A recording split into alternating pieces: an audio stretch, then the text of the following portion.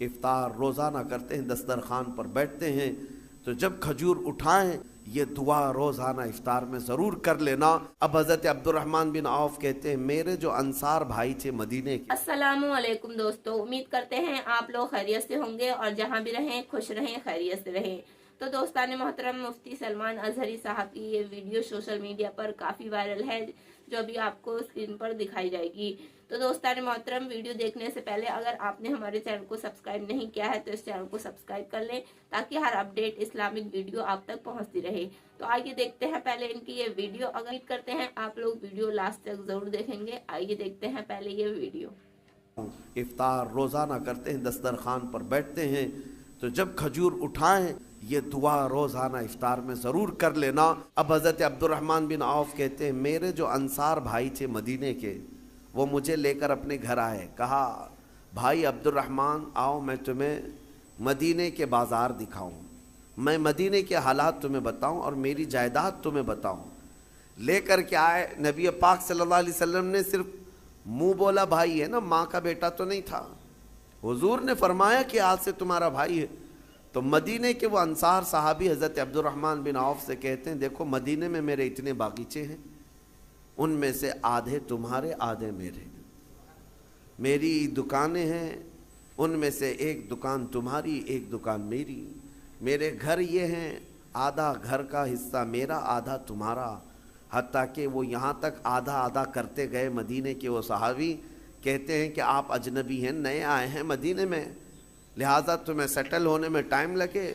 मेरी 2 बीवियाँ हैं, मैंने निकाह किया है, एक बीवी को मैं तलाक दे दूंगा, इद्दत के बाद तुम उससे निकाह कर लो। यानी हर चीज़ में उन्होंने तकसीम कर दिया।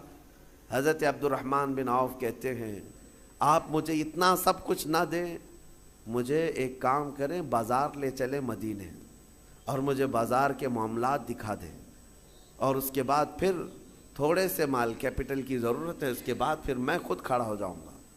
वो सहाबी हज़रत अब्दुर्रहमान बिन औफ रज़ियल्लाहु तआला अन्हु का हाथ पकड़कर मदीने के बाज़ारों का मुआयना करवाया और उसके बाद बाज़ार में उन्होंने तिजारत शुरू की। जानते हैं हज़रत अब्दुर्रहमान बिन औफ ये वो सहाबी हैं जिनके पास अल्लाह ने इतनी बरकत दी कि उनके इंतकाल के बाद उनकी बीवियों को जो 8वां हिस्सा तकसीम किया गया था, 8वां हिस्सा, 4 बीवियों के दरमियान 8वें हिस्से में भी एक एक हिस्सा जब बीवी को दिया गया था तो एक एक घर भर करके चांदी जमा कर दी गई थी विरासत में।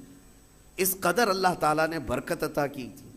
लेकिन ये कैसे मुमकिन हुआ कि एक मालदार सहाबी ने उनका हाथ पकड़कर बाजार में खड़ा किया और उन्हें काम पर लगाया और तिजारत सिखाई। ये तरीक़े कार था। आज जो सरमायादार लोग हैं उनकी ख्वाहिश सिर्फ ये होती है कि कितना कमाएं हम गरीबों से, लोगों से कितना माल हमारे पास आए, प्रॉफिट चाहिए, जहाँ से आए जमा करते जाओ। कभी ये क्यों नहीं सोचता कोई कि जिनसे हमने खूब कमाया है उन पर हम थोड़ा खर्च भी करें, उनके मसालेह के लिए, उनके कामों के लिए। हम बड़े बड़े पूंजीपतियाँ जितने हैं हमारे मुल्क में, तो वो बड़े लोग हैं जो दुनिया के टॉप लेवल पर आते हैं, वर्ल्ड के सबसे मालदार लोगों में आते हैं, लेकिन उनका गरीबों में हिस्सा क्या है जा करके देख लो, कुछ भी नहीं होगा, बल्कि लूट मार के अलावा कुछ नहीं है, लूट खसोट के अलावा कुछ नहीं है। ये तो हमारे घरों में लगने वाली बिजलियों का इतना खून चूसते हैं हर जगह पर। तो यानी इन जितने भी लोग हैं इनसे ये पूंजीपति लोग सिर्फ कमाना जानते हैं, रिटर्न नहीं देना चाहते। जबकि निज़ाम मुस्तफ़ा ये था, निज़ाम मुस्तफ़ा ये हज़रत उस्मान गनी रज़ियल्लाहु ताला अन्हु बहुत बड़े पैसे वाले थे। नबी पाक सल्लल्लाहु ताला अलैहि वसल्लम के पास जब कोई हाजतमंद आता तो हुजूर हज़रत उस्मान के पास भेजते थे और हज़रत उस्मान गनी ये नहीं पूछते थे कि किस काम के लिए चाहिए, कितना चाहिए। नबी पाक सल्लल्लाहु ताला अलैहि वसल्लम की तरफ से आया है तो वो अपना सब कुछ इतना देते थे कि वो खुद अपने ज़माने का एक बहुत बड़ा मालदार बन जाता था। ये निज़ाम मुस्तफ़ा है। आज ज़कात का निज़ाम पूरा दरहम बरहम है। ज़कात हमारे यहाँ निकाली जाती है, لیکن نظام ایسا درہم برہم ہے، کہیں جا کر کے زکوٰۃ کا پیسہ جام ہو جاتا ہے، مستحقین ویسے کے ویسے ہیں۔ ہمارے مسجدوں کے باہر مانگنے والوں کی تعداد سال بھر میں کبھی کم نہیں ہوتی، یا کچھ لوگ اگر پیشہ ور مانگتے ہیں تو انہیں روکنا چاہیے۔ میں یہ نہیں کہتا کہ وہ صرف اور صرف غریب مستحقی ہیں، ہو سکتا ہے کچھ لوگ پیشہ بنا لیے ہوں مانگنے کو، لیکن مسلمانوں کو ان تمام چیزوں کو روکنا چاہیے۔ اور ہماری زکوٰۃ کا جو نظام ہے، اللہ نے سب سے پہلے قرآن میں فرمایا انما الصدقات للفقراء والمساکین، سب سے پہلے زکوٰۃ کے مستحقین فقیر ہیں، مساکین ہیں۔ اور پھر یہ جو مدارس کا ہے، مدرسوں کو زکوٰۃ ان کا نمبر قرآن پاک میں سب سے اخیر میں ہے، فی سبیل اللہ، یعنی جو اللہ کی راہ میں ہیں وہ طالب علم ہے۔ ہاں اگر وہ مستحق غریب ہے، فقیر ہے تو ٹھیک ہے، وہ بھی نمبر 1 پر زکوٰۃ لے سکتا ہے۔ لیکن آج ہمارے لوگوں میں ایک ذہن میں یہ بات بیٹھی ہے کہ زکوٰۃ صرف اور صرف ایک جگہ جو مدرسوں کو دی جاتی یہی ہے، وہ ایک حصہ ہے، آپ ضرور دیں، جو مستحق ادارے ہیں وہ دین کا نظام چلا رہے ہیں ضرور دیں، لیکن آپ آس پاس کبھی نظر نہیں کرتے، اپنے ارد گرد نظر نہیں کرتے۔ قرآن پاک میں ان فقیروں کا ذکر کیا گیا ہے کہ جو شرم کے مارے تم سے مانگتے نہیں وہ حقیقت میں فقیر ہے، حیا کی وجہ سے تمہارے پاس ہاتھ نہیں پھیلاتے وہ حقیقت میں فقیر ہیں، اور ان کو دینے پر اللہ نے تمہارے بہت بڑے اجر کا وعدہ فرمایا۔ یہ احساس آپ کو خود کو ہونا چاہیے۔ میں آج ایک مثال دوں، نبی پاک صلی اللہ تعالیٰ علیہ وسلم کا جو نظام ہے، سیدنا عثمان غنی رضی اللہ تعالیٰ عنہ کا جو مال تھا، حیرت ہوتی ہے آج بھی مدینہ طیبہ میں حضرت عثمان غنی کا اکاؤنٹ چل رہا ہے، آج بھی ان کے بینک کا کھاتہ چل رہا ہے، 14 صدیاں گزر گئی، ان کے نام کی جائیداد آج بھی موجود ہے، ان کا باغیچہ، ان کا کنواں جو انہوں نے خرید کر کے وقف کیا۔ جس کے پاس مال ہے وہ اگر اپنے سرمائے کو ریٹرن قوم تک پیش کرتا ہے تو اس کا مطلب یہ نہیں ہے کہ اس کا سرمایہ کم ہو جائے گا۔ تاریخ کی سچائیاں بتا رہی ہیں 14 سینچریاں گزر گئی لیکن ان کے مال میں ابھی بھی کمی نہیں ہے۔ مدینہ طیبہ میں ان کے نام کی پوری ہوٹل بھی ہے، وقف عثمان بن عفان۔ حضرت عثمان غنی رضی اللہ تعالیٰ عنہ کے وقف کی ہوئی چیزیں آج بھی مدینے میں موجود ہیں اور سرمایہ کما رہی ہیں، آج بھی کما رہی ہیں۔ مدینہ طیبہ میں جب حضور تشریف لائے حالات کیا تھے؟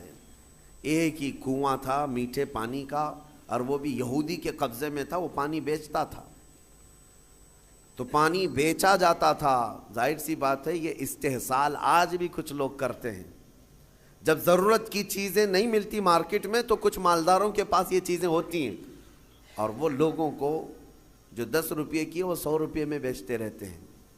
یہ احتکار اسلام میں ناجائز و حرام ہے، لوگوں کی مجبوری کا فائدہ اٹھانا۔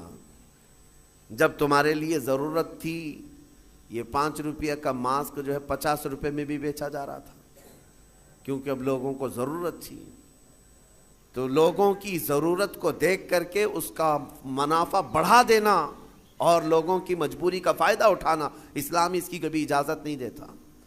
جب مدینہ طیبہ میں آئے، ایک یہودی سب کو پانی بیچ رہا ہے، پینے کا پانی۔ صحابہ جو غریب تھے حضور کی بارگاہ میں آئے، عرض کیا کہ یا رسول اللہ صلی اللہ علیہ وسلم، اتنی غریبی ہے کہ ہم پانی خرید کر نہیں پی سکتے۔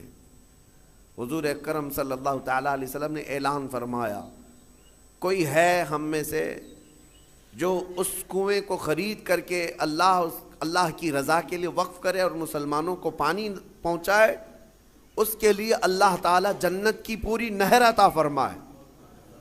حضرت عثمان غنی کھڑے ہوئے، مال والے تھے، پیسے تھے، کہا کہ یا رسول اللہ صلی اللہ علیہ وسلم مجھے اجازت دیں، میں یہ سودا کرتا ہوں۔ گئے، لیکن ماننا بھی تو چاہیے۔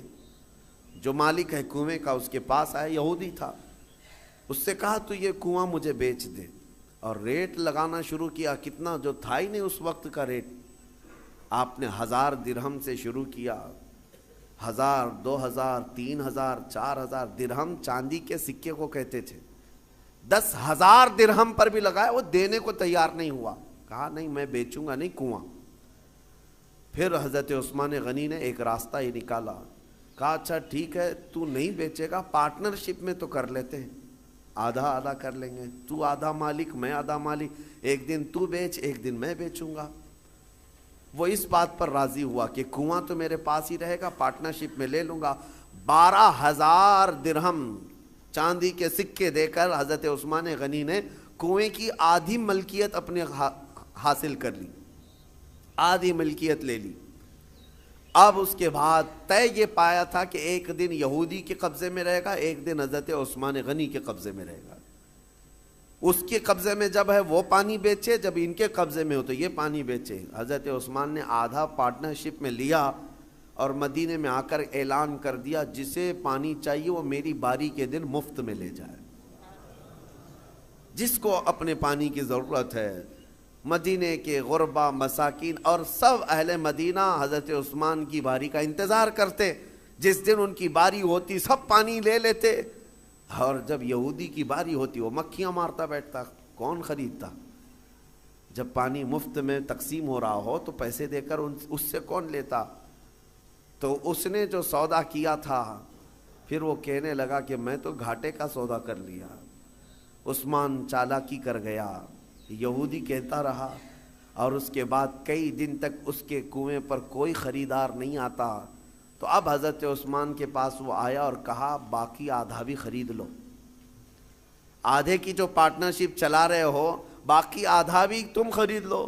حضرت عثمان غنی اس وقت کہتے ہیں اب مجھے خریدنا نہیں ہے، پارٹنرشپ پہ ہی چلیں گے، آدھے آدھے پر ہی چلیں گے۔ پھر حالات یہاں آئے کہ بہت اونے پونے اس یہودی کو چند سکوں پر، چند درہموں پر اپنا پورا کنواں دے کر جانا پڑا۔ حضرت عثمان غنی نے بہت مختصر سی دولت سے باقی کا کنواں خرید لیا، اور اس کے بعد بارگاہ رسالت مآب صلی اللہ علیہ وسلم میں حاضر ہوئے، عرض کرتے ہیں یا رسول اللہ صلی اللہ علیہ وسلم اس کنویں کی ملکیت مجھے پوری کی پوری حاصل ہو گئی، میں آپ کو گواہ بنا کر عرض کرتا ہوں میں اس کنویں کی ملکیت سے دستبردار ہوتا ہوں، آج سے یہ کنواں صرف اور صرف اللہ کے نام پر وقف ہو گیا۔ جسے پانی چاہیے وہ کنواں آج بھی 1400 سال کے بعد پانی دے رہا ہے، مدینے میں آج بھی موجود ہے، پورے مدینے کو پانی پلایا۔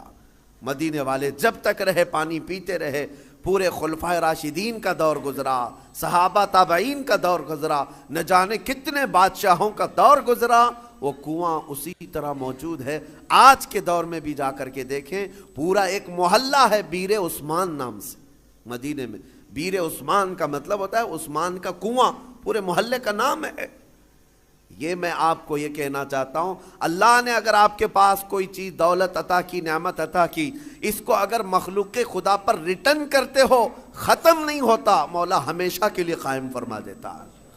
اور قرآن میں وَأَمَّا مَا يَنْفَعُ النَّاسَ فَيَمْكُثُ فِي الْأَرْضِ، جو لوگوں کو نفع دیتا ہے وہ زمین میں ہمیشہ برقرار رہتا ہے، لوگوں کو نفع دیتا ہے وہ زمین میں برقرار رہ جاتا ہے۔ آج کے اس ظالمانہ نظام کے خلاف میں بات کروں گا۔ اقوام متحدہ UN کی رپورٹ کے اعتبار سے، ابھی پچھلے سال کی بات کر رہا ہوں، 2022 میں تقریباً 53 کنٹریز ایسی ہیں جس میں 11.5 کروڑ لوگ صرف بھوک کی وجہ سے مرے ہیں۔ 11.5 کروڑ لوگ بھوک مری، یہ دنیا کا اتنا بڑا وہ ہے۔ میں پوچھنا چاہتا ہوں یہ رپورٹ نکالنے والے وہ بڑا ادارہ ہے، اقوام متحدہ UN، جن کے پاس بڑے بڑے کنٹریوں کے بادشاہ آ کر بیٹھتے ہیں میٹنگوں کے لیے، تو رپورٹ نکالنے والوں کو کیا یہ شرم نہیں آتی کہ افریقہ کے غریب بچوں کی تصویریں چھاپ دیتے ہو؟ عربوں کی سونے کی کرسی کو کبھی کیوں نہیں ہلا کر کے پوچھتے کہ تمہارا ایک لقمہ ان کی زندگی بناتا ہے؟ کیوں نہیں پوچھا جاتا؟ دنیا میں یہ نظام نہیں ہے۔ دنیا آج مالداری کے حصول میں اور کمپٹیشن میں اتنی آگے بڑھ رہی ہے، ہر کوئی مال میں کمپٹیشن کرنا چاہ رہا ہے۔ آج عربوں کی حالت بھی دیکھیں آپ جا کر، وہ اونچی بلڈنگیں بنانے میں ایک دوسرے کی دوڑ میں لگے ہوئے ہیں، کسی کو 150 منزلے کی بنانی ہے، کسی کو 200 منزلے کی بنانی ہے، اور ایسے ایسے پروجیکٹ پلان لوگوں کے درمیان متعارف کرانا چاہتے ہیں۔ سعودی بھی دوڑنے لگ گیا، قطر بھی دوڑ رہا ہے، UAE بھی دوڑ رہا ہے، مال کی ریل پیل اتنی ہے لیکن ان کے قریب میں یمن کے 50 لاکھ لوگ بے گھر ہیں، سیریا کے، شام کے، عراق کے، فلسطین کے بچے کھانا تو دور، بیماری میں دوا کی ایک گولی انہیں میسر نہیں ہے، وہ چھوٹی چھوٹی بیماریوں میں دم توڑ جاتے ہیں، مر جاتے ہیں۔ ہے تو امت مصطفیٰ، ان مالداروں سے سوال ضرور ہوگا، ضرور ہوگا۔ ان کے بغل میں بلکہ ان کے سائے میں وہ تمام قومیں ہیں جو چیخ رہی ہیں، لیکن کسی کی چیخ ان کے کانوں تک نہیں آتی۔ آپ جا کر کے دیکھیں، کھانا ان کے کھانے کا طریقہ یہ ہے کہ 2-4 ہاتھ بڑے برتن پر رکھ کر کے عرب اس کو فیشن سمجھتے ہیں، باقی پورا کھانا گٹر میں پھینک دیا جائے، پورا کا پورا بکرا بنایا جائے، 2-3 چمچ اس میں سے گوشت نکال کر کے باقی پھینک دیا جائے۔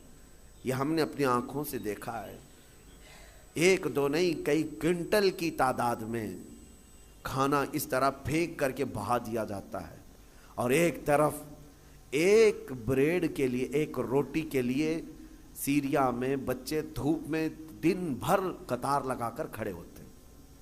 کوئی ریلیف بانٹنے والی تنظیم آتی ہے، اور جو لوگوں سے چندہ کر کے وہاں جا کر کے لوگوں کو خیرات کرنے والی کوئی تنظیم آتی ہے، ایک گاڑی آتی ہے تو بچے ایسے جھپٹ پڑتے ہیں جیسے چیل جھپٹتی۔ ہمارے ساتھ ہوا ہے، ہم بس لے کر کے عراق میں جائیں تو بس کا دروازہ کھولنا مشکل ہوتا ہے، بچے اس طرح سے پورے دروازے کو لٹک جاتے ہیں۔ اکثر تو ہمیں یہ ڈر لگتا تھا کہ کوئی بچہ ٹائر کے نیچے نہ آ جائے۔ ڈرائیور سے ہم بار بار کہتے بھی تھے کہ اتنے بچے ہیں، ایک بار بس کسی محلے میں چلی جائے تو 100-150 بچے 5 سال سے 7 سال کی عمر کے، دیکھو تو ان کے چہرے گلابی رنگت خوبصورت ہیں، لیکن الجھے بال، پھٹے کپڑے، اور ہمارے کپڑوں سے لپٹ جائیں، اور بانٹنے والا تھک جاتا ہے۔ مجھے یاد ہے 11ویں شریف کے موقع پر بکرے ذبح کر کے ہم نے اپنا نہیں پکایا، ان غربا اور مساکین کے جو ریفیوجی کیمپ تھے اس میں لے کر کے ایک ایک گوشت کا ٹکڑا 1/4 کلو کا ہوتا تھا، 1/4 کلو کا گوشت کا ٹکڑا ایک ایک کو تقسیم کیا جا رہا ہے، بچے اس طرح سے جھپٹ کر کے لیتے، اور میں نے دیکھا ہماری آنکھیں بھیگ گئی تھی۔ وہ جب گوشت کا ٹکڑا لے کر اپنی جھوپڑی میں جا رہے تھے تو چوم چوم کر کے آنکھوں کو لگا رہے ہیں، اور پکار پکار کر کے اپنی اماں سے کہہ رہے ہیں کہ گوشت آ گیا گھر میں، گوشت آ گیا گھر میں۔ یہ کیفیت ان ممالک کی میں بتا رہا ہوں جہاں امت مصطفیٰ آباد ہے۔